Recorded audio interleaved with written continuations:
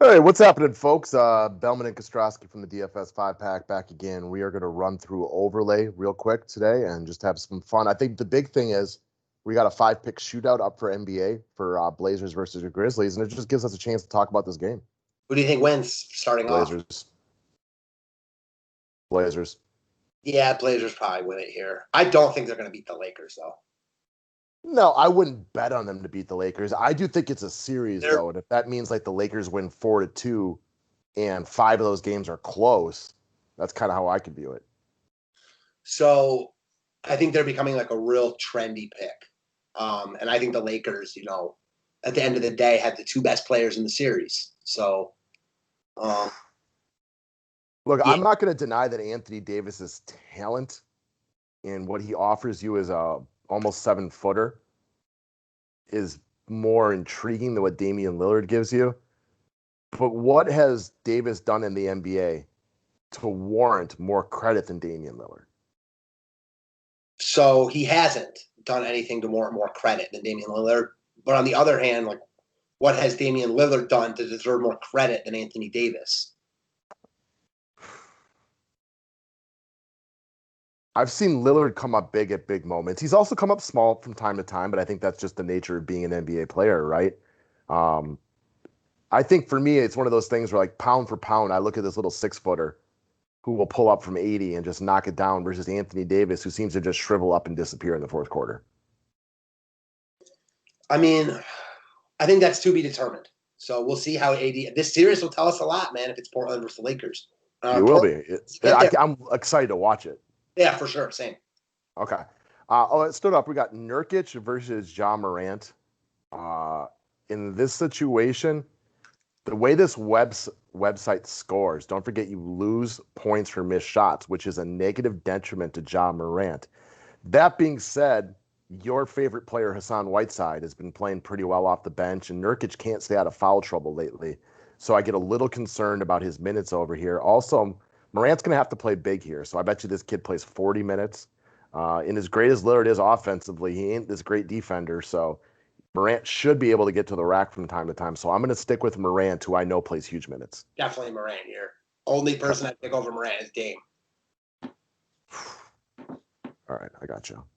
All right, McCollum looked really good to start the other game against the Nets before disappearing. Again, a lot of credit to this guy for having the balls to stick it out through this back injury. I told you all morning how I tried to talk myself into Valanciunas versus the Bucks, but didn't have the balls to play it. I was just kicking myself watching him triple-double against them. I mean, this is a winner-go-home situation, and J-Val's still one of their better players. I'm going to go with Valanciunas today. I'm going to go with Valanciunas also. All right.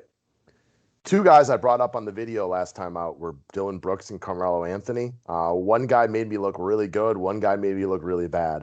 Melo was obviously the guy who did not play well the other day. Brooks was extremely aggressive. Again, this is a big game for them, win or go home type of situation. I think you get a lot of minutes of Dillon Brooks right here, and I think they're going to need him. So I'm going to go with Dillon. This is a really tough one for me. I'm going to go Dillon also, but maybe it's a close one. Mm-hmm. I'm with you. I don't have a lot of desire to go out of my way to pick this one. All right. Gary Trent Jr. or Brandon Clark. Again, I want to reiterate, you lose points for missed shots on this website, and Gary Trent Jr. does all this, all of his point getting by shooting 3-pointers. So there can be a negative detriment to his scoring. Clark comes off the bench as kind of a stat stuffer kind of guy. So I'm going to go with Clark here. I don't love it, but that's where I would end up. I like Trent, just a gut feel, because all of your points are valid. I just like Trent. Yeah, you've been a Trent guy in the bubble the whole time. You've been watching him knock down 3-pointers at an extremely high rate, and I get why you like him. For sure. I could see the moment being too big for him, but at the same time, watching him play, I also don't get the vibe that the moment's too big for him. Agreed. All right, next up, we got Hassan Whiteside and Kyle Anderson. I'm going to give it to Whiteside. He is overrated as a starting center in the NBA, but I like his role coming off the bench right now. He gets to be extremely aggressive because he doesn't have to worry about getting into foul trouble like he always did before, which allows him to, really work on his block shots and his rebounding. I liked what I saw out of him last game. Kyle Anderson is very uninspiring, so give me Hassan. Yeah, definitely Whiteside here. Might be my favorite on the board. All right. Grayson Allen versus Zach Collins.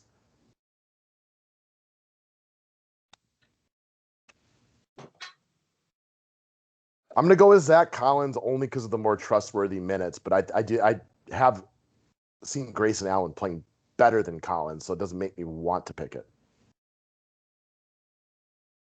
I'll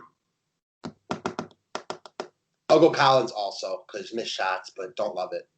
Yeah, and Collins, you just know, is out there bigger minutes. Like you can see, I think the Grizzlies really running their main core today.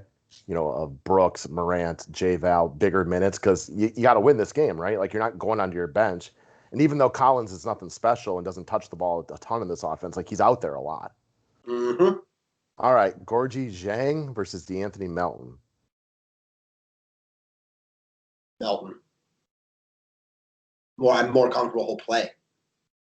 Yeah, it's not one. If I'm counting on J-Val, that means less Zhang, so I guess I'll side with you right there. Yep. Although they both probably don't play really big minutes. Mm-hmm. Tolliver versus Hazonia. Again, Hazonia, I can't guarantee what he's playing today because I think Dame, McCollum, Anthony, the centers, Zach Collins are going to play big minutes. Tolliver's been starting, so give me Tolliver.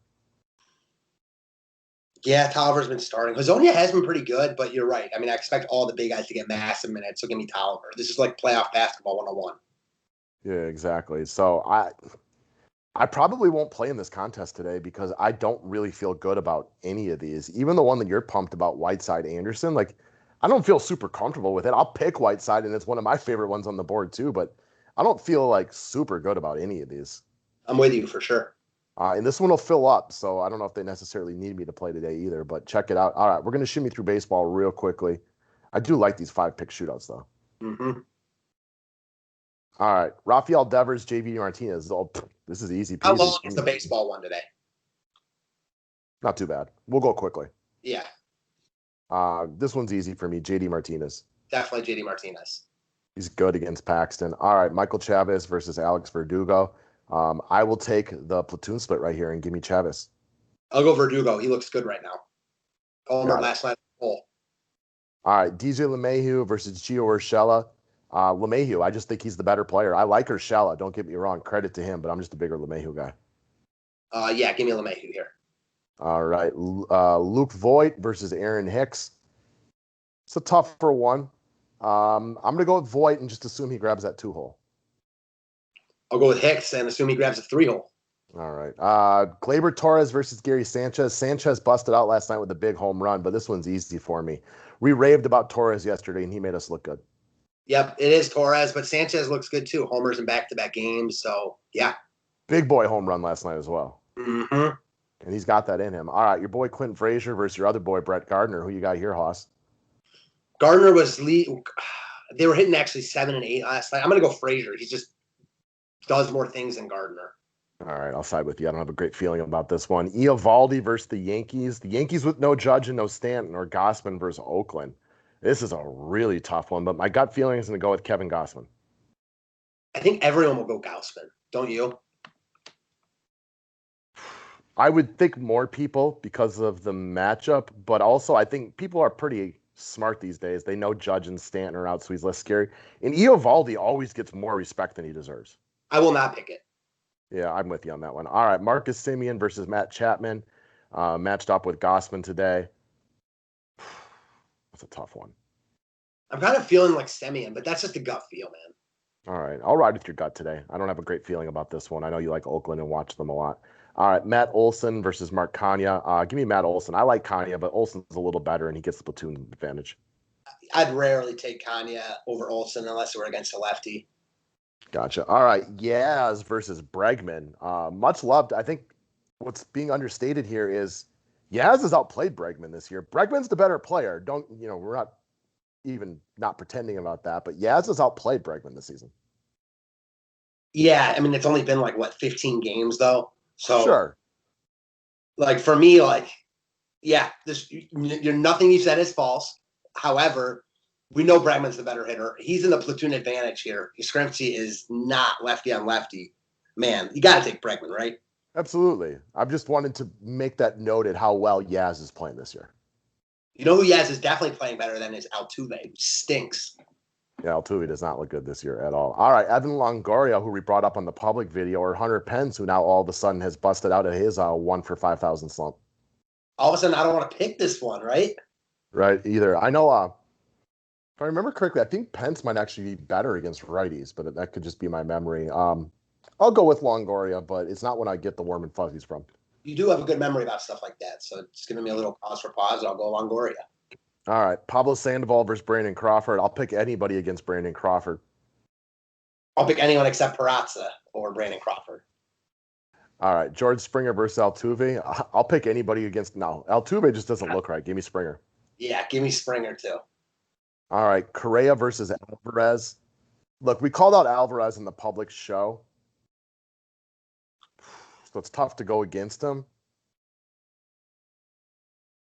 Man, any thoughts on this one? I like Correa more. I wish Alvarez had done more after that first at bat. I would pick Alvarez over Altuve though. Got you there. Reddick. Where was Reddick batting last night? 2. Think he might still be there. Yeah, give me Reddick.